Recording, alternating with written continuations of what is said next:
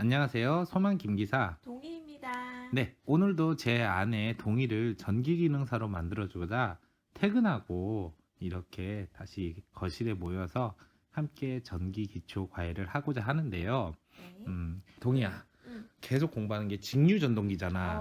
결국 전동기라는 것은 전기에너지를 기계에너지, 즉 회전에너지로 바꿔서 선풍기도 돌릴 수 있고 에어컨이나 냉장고 이런 걸 모두 모터가 들어가는 제품은 한마디로 전동기가 있어서 가능한 거잖아. 근데 이제 우리가 어떻게 보면 전동기에서 가장 핵심이 뭐야? 회전하는 거잖아. 이 회전하는 것에 대해서 공부를 할게. 그래서 오늘 공부할 주제는 직류 전동기의 운전이라는 것을 배우게 돼. 운전하면은 보통 사람들은 그런 생각을 많이 할 거야. 자동차를 가지고 어디론가 돌아다니고 뭐 이런 걸 얘기를 하는데 실제 그런 용도로도 쓰지만은 이 전동기가 돌아가는 것 그 자체도 우리가 보통 운전이라 그래. 그리고 뭐 보일러 같은 것도 그 난방을 딱 때우잖아. 그렇게 난방을 때우기 위해서 열을 발생시키는 것도 운전이라 그래서 용어 같은 거에서 헷갈리지 말라고 한마디 이야기를 했어. 그래. 자, 운전을 배우기 전에 이제 전동기가 딱 있어. 전동기가 있는데 처음에는 안 돌아가고 있어. 근데 이제 처음으로 정지되어 있는 전동기를 운전하는 그 순간을 가리켜 우리가 기동이라는 말을 많이 써. 들어본 적 있을까? 기동은 영어로 보통 스타트를 많이 써. 자동차 키에서도 그래서 시동을 건다 할 때처럼 그 기동이라는 것도 비슷한 용어인데 이게 이제 재밌는 점이 뭐냐면은 오빠랑 이렇게 그 전동기 강의를 예전에 전기 기초 이론에서 이야기를 할 때 처음 기동할 때 굉장히 힘이 많이 필요하다 그랬어. 왜냐하면은 모든 물질은 제자리에 있으려고 하는 힘, 즉 관성이 있기 때문이야. 마찬가지로 정지되어 있는 힘 그 자체를 이기려면은 운전할 때보다 훨씬 많은 힘이 필요를 해. 동의는 이런 경험이 있는가 모르겠는데 예전에 오빠가 어느 아파트 단지 같은 데 가면은 주차난이 심해가지고 이중 주차가 돼 있는 데가 되게 많았거든. 근데 이중 주차를 하다 보면은 차를 그 빼야 되는데 차 열쇠가 없는 경우가 있어. 그때는 어떻게 하냐면은 그 차주들이 보통 이제 그 사이드 브레이크 즉 주차 브레이크를 푼 상태에서 기어를 중립에다 놓는데 사람이 이렇게 밀면은 밀려. 밀려.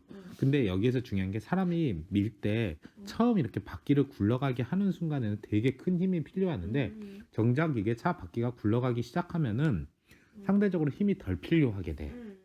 그게 뭐냐면은 기동할 때 큰 힘이 필요하다는 얘기고 동의도 자동차에 대해서 이런 얘기는 들어본 적이 있을 거야. 자동차의 기름을 소비할 때 고속도로로 이렇게 100km의 속도로 쭉 가는 것과 뭐 서울 시내 같이 많이 밀리는데 뭐 신호대기든 차량 정체 등으로 해서 가다 서다 할 때 그때 더 기름을 많이 먹는다는 거 혹시 들어본 적 있어? 실제로 자동차도 이렇게 시내 주행을 할 때는 기름을 많이 먹어. 이렇게 멈췄다가 다시 굴러갔다. 그게 뭐냐면은 멈췄다가 다시 차가 가는 순간에 그 기동할 때 힘이 많이 필요하기 때문에 그만큼 기름을 많이 먹는 거고 그래서 직류 정동기의 운전을 배울 때 제일 먼저 우리가 공부할 것이 바로 이 기동, 스타트에 대한 이야기야. 자, 그렇다면은 이 기동할 때 힘이 많이 필요로 한다 그러면은 결국에는 전류를 그만큼 충분히 많이 끌어오면 되겠다. 그치? 그러면은 전류를 무한정으로 끌고 오면 되겠다 싶은데 사실 그렇게 단편적인 방법으로 하는 것은 굉장히 좋은 것은 아니야. 왜냐? 기동 전류가 크다는 것은 그만큼 전류 자체가 많이 소비가 되고 그만큼 더 굵은 전선도 사용해야 되는 등 여러 가지로 경제적으로 그렇게 효율적이지 못하기 때문에 크게 이제 두 가지 방법을 조합해서 많이 사용해. 그 첫 번째가 뭐냐? 토크 기억나? 토크? 토크라는 건 이제 처음 회전하게 하는 그 기동할 때 힘, 즉 돌림 힘을 말하잖아. 토크를 충분히 크게 한다. 이런 방법을 쓰면 돼. 토크를 충분히 크게 한다. 그리고 또 다른 방법이 무엇이냐? 그 기동할 때 사용하는 전류 자체가 기동 전류라 그러거든. 이 기동 전류가 원래는 굉장히 크다 그랬잖아. 그 기동 전류의 큰 값을 어느 정도 제한을 둬.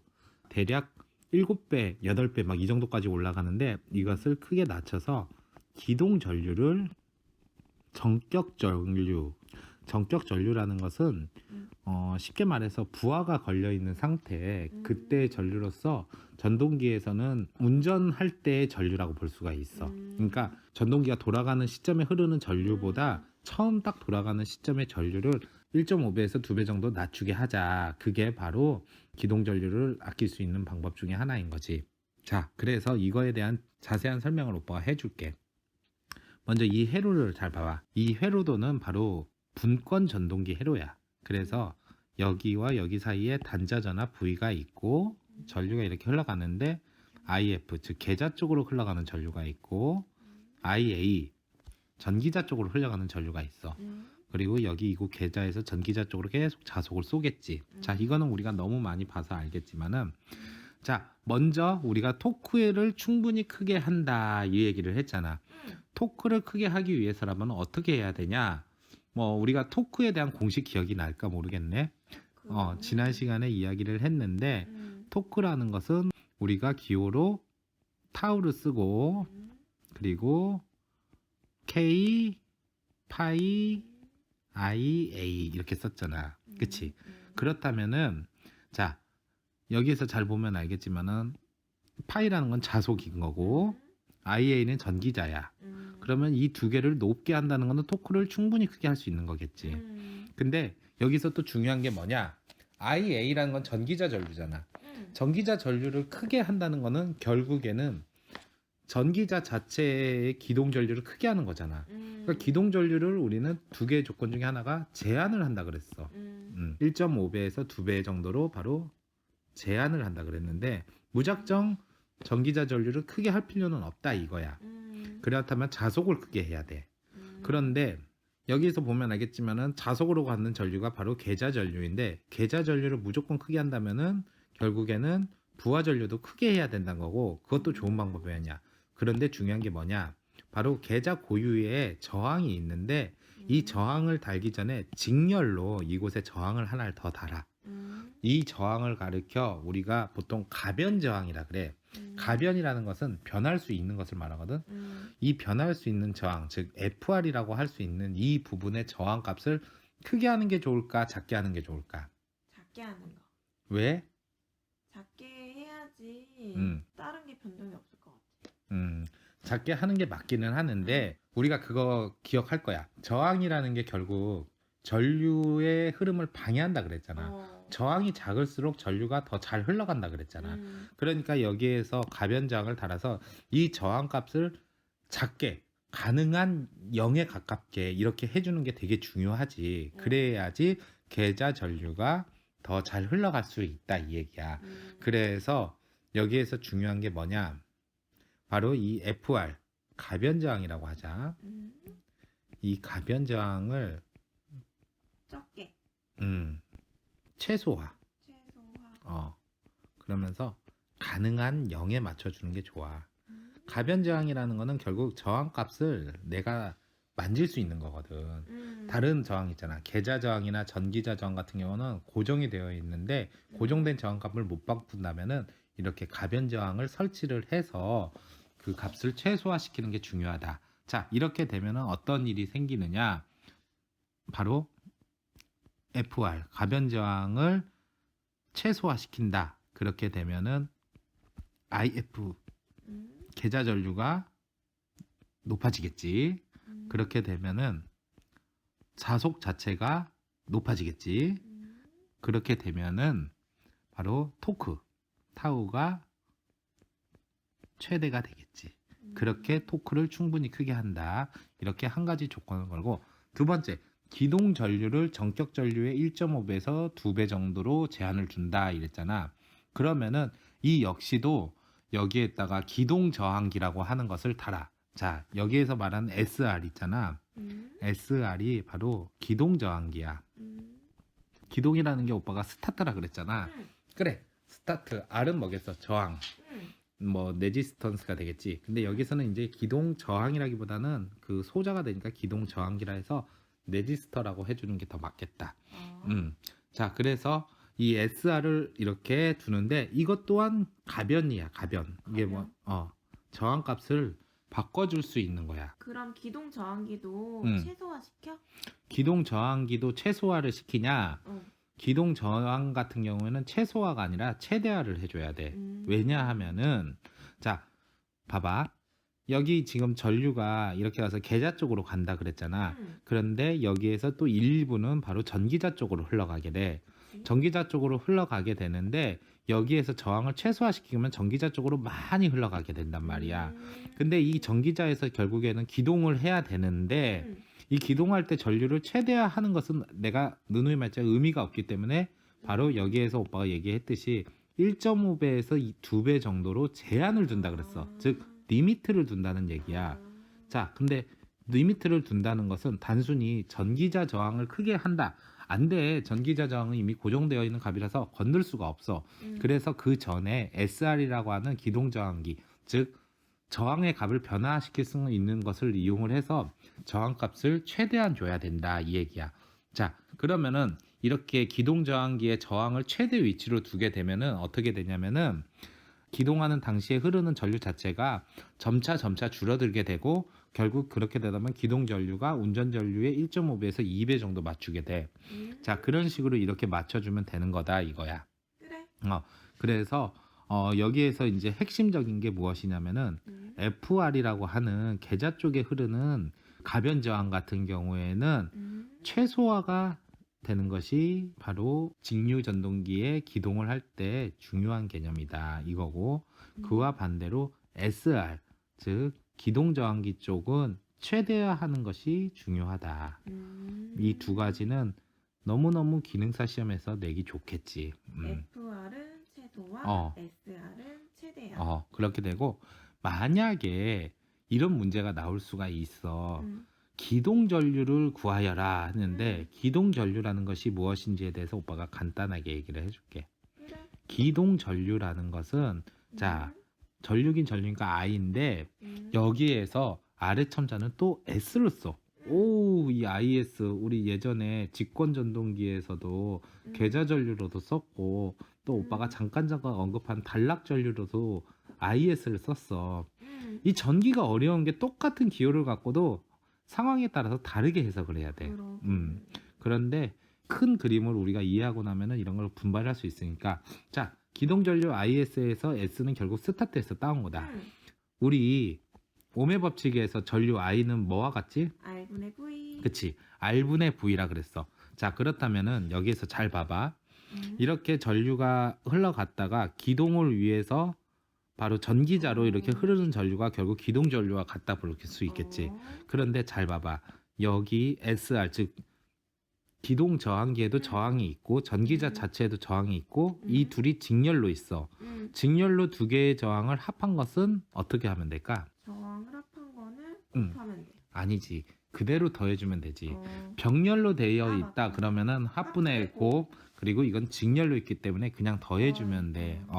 그래서 이 SR이라고 하는 것에 나오는 저항의 값을 RAS라고 하거든. 그래서 RAS와 전기자 저항 RA를 이렇게 더한 값으로 한다. 자, 그게 바로 우리가 알고 싶은 기동 전류의 저항 값이 돼. 자, 그렇다면은 분자는 뭘까? V. 그렇지. 단자 전압. 병렬회로에서는 전압은 변하지 않잖아. 그렇기 때문에 그대로 V를 써주면 된다. 단위는 똑같이 암페어다. 자, 이게 바로 직류 전동기의 기동에 대한 개념이야. 자, 지금까지 우리는 멈춰 있는 전동기를 돌리기 시작하는 것, 즉 기동에 대한 것을 배웠으면 이번에는 그 반대의 개념인 제동에 대해서 배워볼게. 제동이라는 것은 돌아가고 있는 전동기를 멈추는 거야. 그래서 영어로는 스톱이 돼. 뭐 다른 말로 정지라고도 하지. 이거는 어떤 뭐 공식이나 이런 것보다는 크게 세 가지 방법이 있는데 이것에 대한 것이 무엇인지만 우리가 알고 나면은 크게 어려움 없이 풀 수 있을 거야. 그래. 자, 제동 방법이 총 세 가지가 있는데 이 용어 같은 건 우리가 좀 알아보자. 먼저 역전 제동이라는 게 있어. 이거는 다른 말로 플러깅이라 그래. 플러깅. 이런 것도 같이 알아두고 또 뭐 비슷한 표현으로서 역상제동이라고 하는 경우도 있어. 역상제동. 역이라는 단어가 뭔가 느껴지는 거 있지 않아? 반대. 반대. 그래. 정확하게는 이제 거꾸로 역을 써가지고 거꾸로 이렇게 회전을 시킨다 해서 좀 그렇게 이해하면 될 거야. 그리고 또 하나로 많이 쓰이는 방법 중에 하나가 바로 발전제동이라는 게 있어. 그리고 회생제동이라는 게 있어. 말들이 좀 난해하게 느껴질 수 있는데 결국에는 이해를 하면 크게 어려울 게 없어. 자, 먼저 역전제동. 이 역이라는 게 거꾸로 역을 한다 그랬잖아. 쉽게 말하면은 전동기가 예를 들어서 시계 방향으로 이렇게 회전을 한다고 보자. 자, 오빠가 간단하게 전동기를 하나 그려볼게. 그래서 나는 모터니까 M 딱 이렇게 표기가 됐어. 근데 이 전동기가 바로 시계 방향으로 이렇게 회전을 하고 있었어. 이 전동기가 열심히 돌아가고 있는데 갑자기 전동기를 멈춰야 할 일이 생겼어. 그러면은 뭐 자동차 같은 경우야 뭐 브레이크를 이용하면 된다 그렇게 생각할 수 있는데 브레이크는 말 그대로 굴러가는 바퀴를 잡아주면서 멈추는 거라면은 이 전동기는 그렇게 하는 게 아니라 바로 반대쪽으로 토크를 줘가지고 이 전동기를 멈추는 거야. 그래서 오빠가 예전에 그 배를 멈추게 하는 방법으로 스크류 있잖아. 스크류가 배를 앞으로 가게 하는 건데 배를 멈추게 하려면은 그 스크류를 역회전을 막 돌리면은 배가 천천히 멈춘다 그랬잖아. 그와 비슷한 방법이야. 그래서 우리가 이걸 어디서 많이 보게 되냐면은 그 오빠가 매일 헬스장 가잖아. 러닝머신을 이렇게 하다 보면은 그 러닝머신에 빨간색 버튼 해갖고 이머전시 스톱이라고 써 있는 게 있어. 그게 뭐냐면 긴급 정지 버튼이라고 해요. 이게 일반 정지 버튼과 다르게 그걸 딱 누르면 그 순간 확 멈춰버린단 말이야. 그게 뭐냐? 바로 원래 이 러닝머신도 큰 모터가 들어있거든. 전동기가. 그 전동기가 열심히 사람이 이렇게 걸어가는 방향에 반대 방향으로 이렇게 회전을 시켜주면서 그 벨트가 이렇게 돌아가면서 사람이 걸어갈 수 있는 건데 긴급 정지 버튼을 딱 누르게 되면은 그 반대 방향으로 토크가 발생하면서 딱 멈추게 되는 거야. 그래서 결국 이거는 이제 우리가 전기를 배우는 입장에서 얘기를 하면은 전기자 회로의 반대 방향으로 접속을 해서 바로 역토크. 토크라는 게 회전력이잖아. 돌림이 반대쪽으로 이렇게 회전을 하려는 힘을 이용을 해서 정지를 시키는 거야. 그래가지고 이것의 가장 큰 목적이 뭐냐면은 급제동을 할 때 바로 이렇게 한다 이렇게 생각하면 돼. 이게 가장 큰 특징이다. 플러깅이라고도 많이 쓰기 때문에 이 용어 같은 거 꼭 외워두자. 그 다음에 발전제동과 회생제동이 있는데 이 둘의 공통적인 특징은 발전이란 말이 들어가 있어서 알겠지만은 발전기도 이용을 해. 자, 그게 뭐냐? 자, 우리가 다시 오빠가 모터를 하나 그려줄게. 얘가 모터야. 모터가 이렇게 있고 모터랑 바로 발전기 있잖아. 발전기랑 모터랑은 굉장히 비슷한 녀석인데 서로 반대야, 반대. 알잖아. 그치? 우리가 그것을 플레밍의 왼손 법칙과 오른손 법칙으로 이렇게 돼 있는 건데 이게 어떤 얘기냐? 자, 모터가 열심히 처음에는 돌아가고 있다가 제동을 해야 되는, 즉 멈춰야 되는 상황이 생긴다. 그러면은 일단 여기에서 전류를 차단함과 동시에 이 모터가 딱 전류를 차단하더라도 어느 정도 관성에 의해서 계속 돌아갈 거 아니야. 대표적인 게 우리가 자전거 페달을 열심히 돌릴 때는 자전거 쭉 나간다 해도 자전거 페달을 안 돌리더라도 바퀴 때문에 스르르르 계속 굴러가잖아. 그 힘을 갖고 발전기를 돌리는 거야. 발전 제동 같은 경우는 이렇게 해서 만든 전기를 그냥 냅두는 게 아니라 그 전선에다가 저항을 만들어놔. 저항을 이렇게 연결을 해놓으면은 그 저항에 전류가 흐르면 어떻게 돼? 열이 발생하잖아. 그래서 발전 제동 같은 경우에는 결국 열로 손실을 주는 방식으로 멈추는 것이 바로 발전 제동이다. 반면에 회생 제동 같은 경우에는 똑같이 발전기를 이용해서 전기를 만지는데 이때 만지는 전기 자체가 바로 기전력이라 볼 수 있잖아. 근데 또 이 기전력과 반대되는 그 기전력을 역기전력이라 해. 역기전력을 더 크게 한다. 그래가지고 역기전력을 더 크게 한다면은 이렇게 생긴 전력 자체가 다시 전원축으로 이렇게 돌아가겠지. 회생이라는 게 뭐야? 죽었던 것을 다시 살리는 것. 그런 개념이잖아. 그래서 뭔가 회귀한다 그런 뜻이잖아. 결국에는 역기 전력을 이용해서 이렇게 만들어진 전원 자체를 다시 회귀시키는 그런 개념인 거야. 그래서 이 세 가지 제동 방식 특징. 역전 제동은 그냥 역토크를 발생시켜가고 급제동을 할 때 쓰는 거고, 발전 제동과 회생 제동은 전동기와 발전기를 함께 연결을 시켜가지고 전동기의 전류를 차단한 상태에서 관성에 의해서 돌아가는 그 회전력을 이용해 발전기를 만들어 열 손실로 이렇게 제동을 시키는 것을 발전 제동. 그리고 회생 제동 같은 경우는 다시 이것을 전원으로 회귀를 시키는 것이라고 이렇게 생각하면 돼. 그래서 전기 자동차 같은 경우에는 회생 제동을 많이 해. 그래서 이게 재밌는 게 뭐냐면은 앞서 오빠가 그 자동차 같은 경우에는 가다 서다 하면 더 그 기름을 많이 먹는다 그랬잖아. 근데 이거는 언제까지나 휘발유나 가스 같은 내연 기관을 이용한 자동차이고, 전기 자동차 같은 경우에는 오히려 고속도로 같은 데서 정속도로 달리는 것보다 시내같이 가다 서다 할 때가 오히려 더 전비라 그래. 연비가 아니라. 그때 더 전기를 덜 소비하게 돼. 왜냐하면은 이렇게 제동을 할 때 회생 제동을 이용을 하게 되거든. 그러면은 또 전원을 그렇지. 그러면 그만큼 또 발전을 해서 배터리에다 충전을 할 수 있기 때문에 그래. 그래서 굉장히 효율적으로 이렇게 움직인다. 이런 것도 우리가 알아두면 돼. 그래서 회생 제동 같은 경우는 전기 자동차 그리고 전기 기관차나 전철 같은 전동차 같은 데에서도 많이 쓰이게 돼. 근데 이제 뭐 궁금해하는 사람이 있어. 하이브리드 자동차도 그런 개념이 아닌가요? 하면은 하이브리드 같은 경우에는 정확하게 말하면은 그 하이브리드가 굳이 우리말로 하면 잡종이거든. 그러니까 내연 기관과 전기 자동차의 배터리를 이용한 건데, 처음에 이렇게 가속을 하거나 한참 달릴 때는 그 내연 기관, 즉 휘발유가 됐든 가스를 됐든 그런 것을 이용을 하지만은 이게 멈출 때는 발전기를 또 돌리는 거야. 모터에 연결돼서 그 하이브리드 차의 배터리에다가 충전을 하는 거고, 또 이제 크게 힘이 필요로 없을 때는 그 배터리 안에 충전된 전기를 이용해서 달리기 때문에 최대한 효율을 올린 제품이라 볼 수 있어. 어떻게 보면은 좋은 것 같지만은 어떻게 보면은 고장이 날 때 전기 부분이 고장 나거나 내연기관 쪽이 고장이 나거나 해서 더 문제가 될 수도 있어. 모든 하이브리드의 장단점은 명확해. 그래서 자, 그런 것에 대해서 알아봤으면은 이번에는 그 직류 전동기의 속도 제어에 대해서 얘기를 해줄게. 그래. 속도 제어라는 것은 쉽게 말하면은 우리가 전기 자동차 같은 경우에도 천천히 달려야 될 때가 있고 빨리 달려야 될 때가 있어. 마찬가지로 전동기도 선풍기 같은 경우는 미풍도 있고 강풍도 있단 말이야.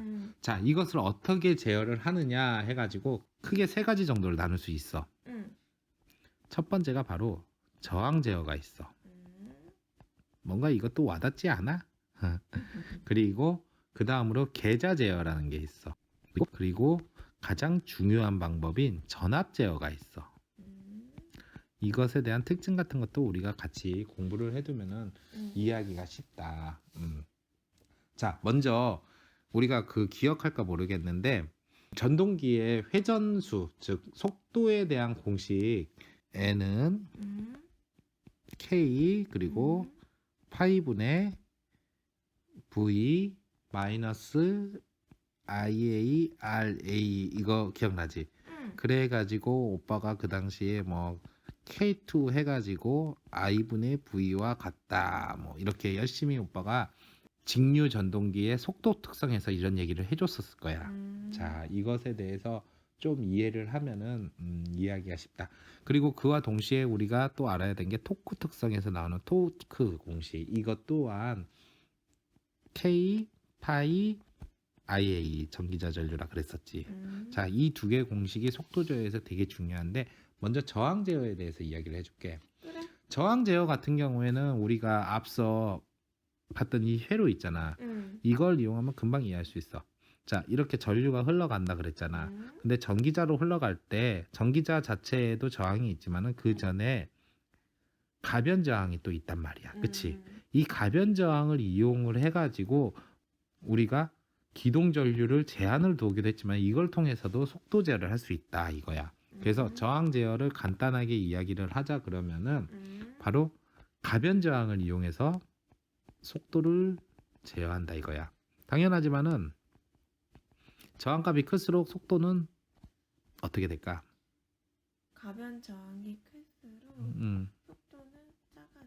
정확하게 말하면은 우리가 그때 공부를 했을 때도 알겠지만은 전류가 크다고 속도가 빨라지는 게 아니라 반비례인 것도 있고 거의 비슷하게 가는 것도 있다 그래갖고 분권 전동기 같은 경우에는 부하 전류의 크기와 반비례기는 하지만은 그래도 크게 반비례를 안 한다 그랬어. 반면에 직권 전동기 같은 경우는 크게 반비례를 한다 그랬잖아. 그러니까 저항값을 크게 한다는 거는 전류값이 그만큼 떨어지는 거겠지. 전류값이 떨어진다는 것은 반비례라고 봤을 때 속도가 빨라지겠지. 바로 이런 원리를 이용해 가지고 속도를 제어하는 거다. 구성은 되게 간단해. 그런데 가장 큰 단점이 뭐냐? 되게 비효율적이야.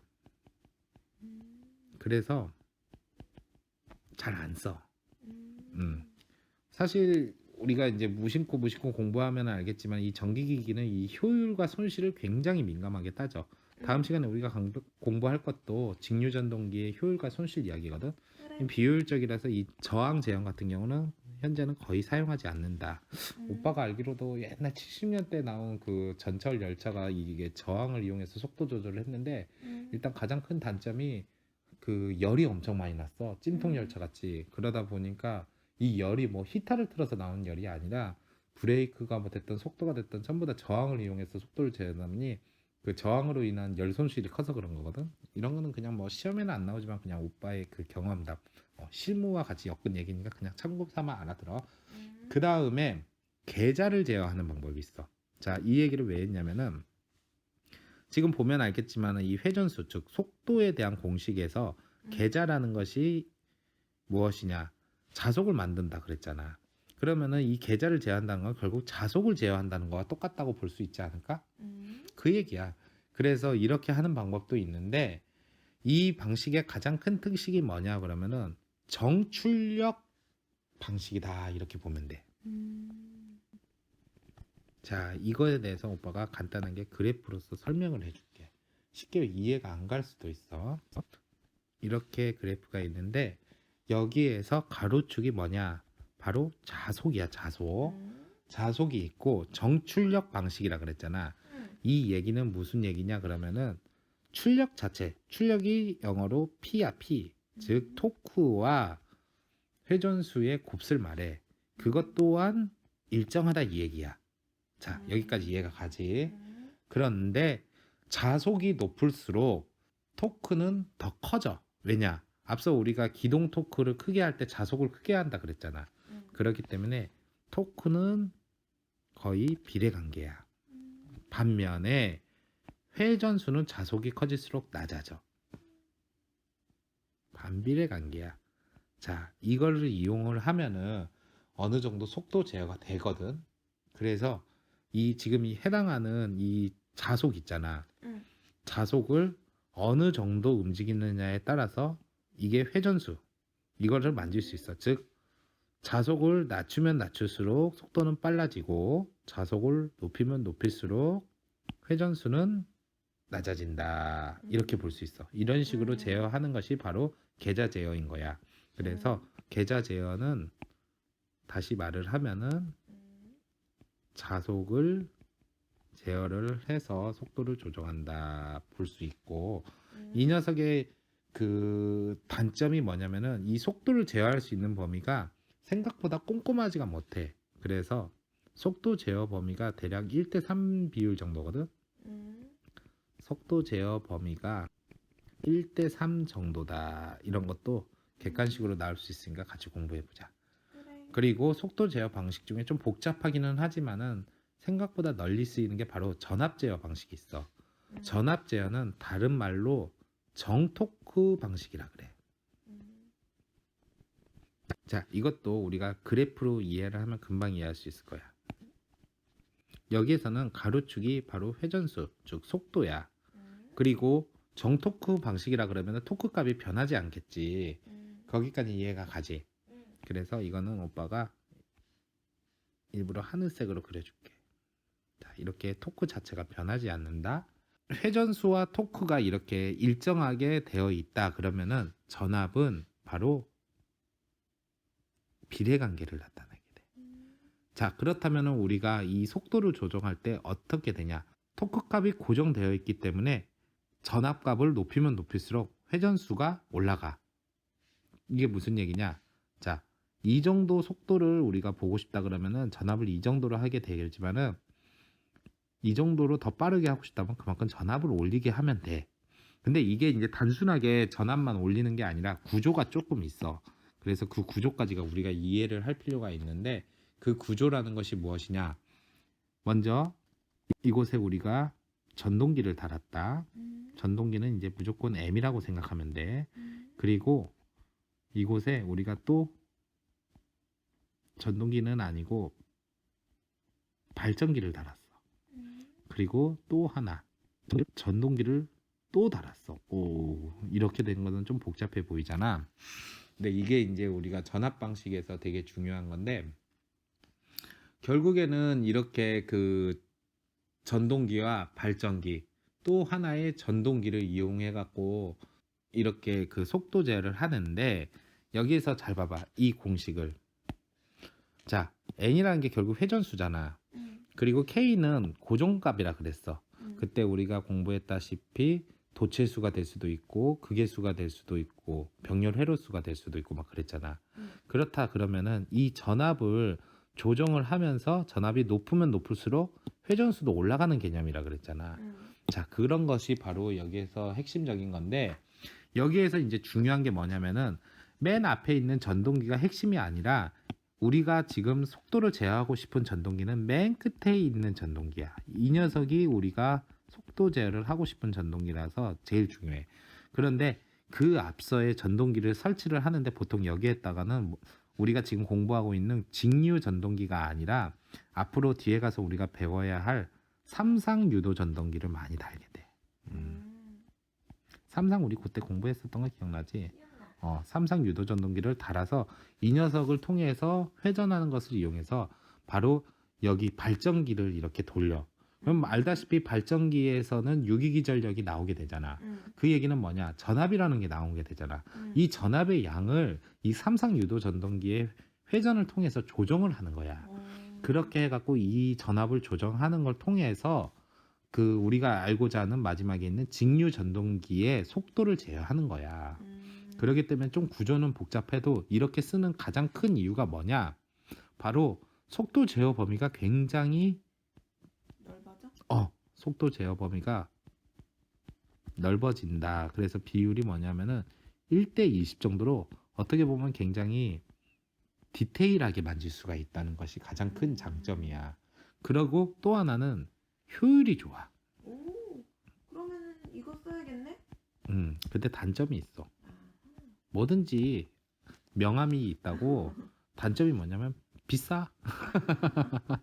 당연하지. 전동기만 갖고 있는 게 아니라 전동기 하나 더 갖고 있고 발전기까지 갖고 있고 그래가지고 이렇게 하는 방식 자체를 무엇이라 그러냐면은 워드 네오나드 방식이라 그래.